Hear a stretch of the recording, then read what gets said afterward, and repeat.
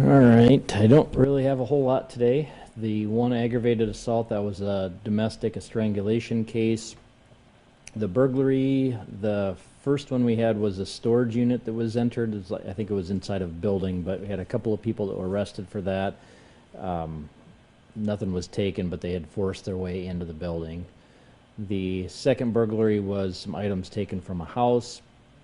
A counterfeiting, that was a check. Disorderlies, one of them involves juveniles, the other is a stalking report. Family disputes and offenses are all reports, a lot of protection order violations, some other reports, but no arrests on any of those. Forgery was a check. Fraud, we had ID thefts and credit cards. Larceny is a couple of shopliftings, a couple of unlocked cars. Nothing real high dollar taken. No big quantities on the narcotics. The rape was a report. Sex offense was a report. Simple assaults were some more domestics. The vandalisms, we had a couple of cars that were damaged, and then a shed that was damaged. And the weapons violation, that was a guy that had a gun that wasn't supposed to have a gun. He had some warrants, and then the officers found a gun. He was intoxicated, so he was arrested for the possession of a firearm while intoxicated. And he's also a felon, so he wasn't supposed to be in possession of a gun. So it wasn't displayed, wasn't used, so nothing with that. Was that on Gateway Boulevard? No, that was on Indiana. I think it was near the Bishop Dudley house. Yep. That's it. Well, on that burglary, Sam, Yeah. could we get the names and kind of the details Sure. surrounding that? Yeah, that was about 2:30 this morning, and that was in the 1100 block of North Cliff Avenue. And so somebody, the victim basically had a camera, and so that's what captured it. She was notified that there was some like motion or some activity, saw on the camera that this guy was trying to break in, and ended up calling police. And so officers got there, found there was a man and a woman that were there, and both of them were arrested.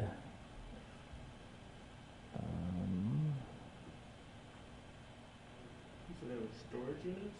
Yeah, I think I'm not sure what this.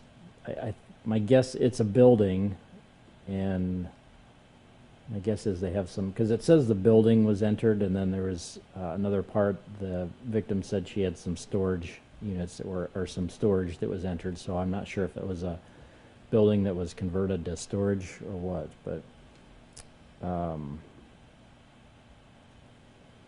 So the woman, I just want to make sure, but she had some meth with her.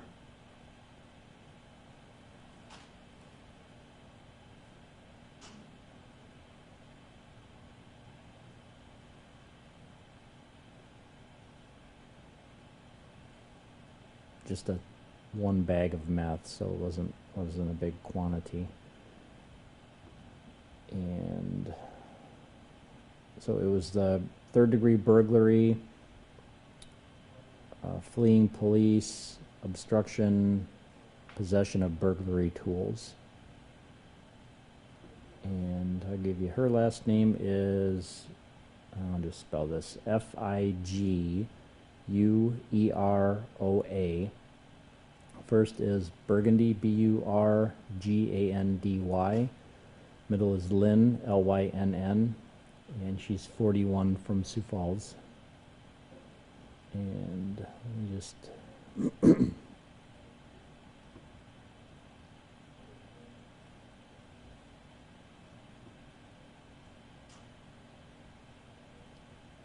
and she also had the controlled substance and paraphernalia.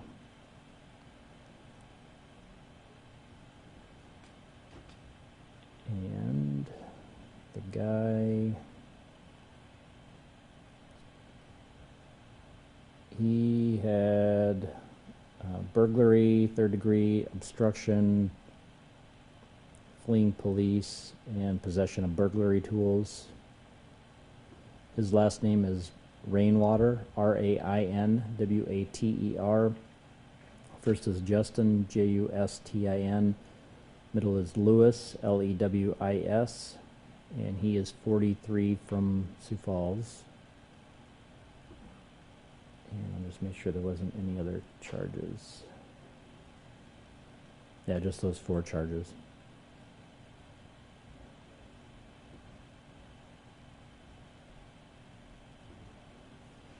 Was Yeah. there anything of a weapons violation at about around 10 p.m., like on Gateway Boulevard? Let's see.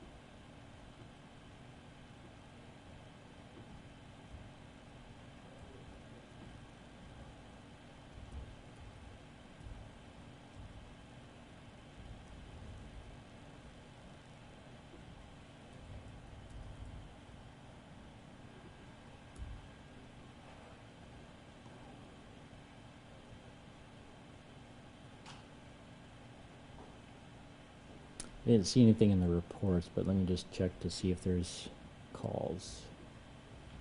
Sure, it just sounded like a man entering an establishment, said he had a gun,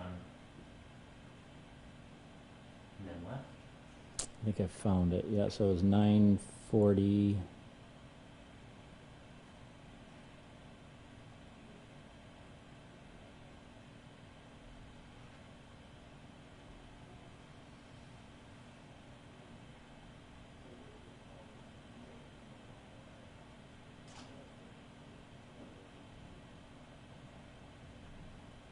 So somebody called that they saw a guy outside in the parking lot waving a gun around, yelling he was going to shoot the gun, and that went inside the building. The victims, I think there was a couple of people that had called. They weren't there on scene, so they didn't ever talk to the officers.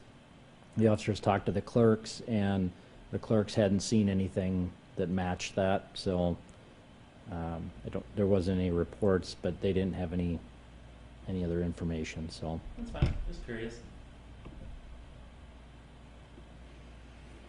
anything else?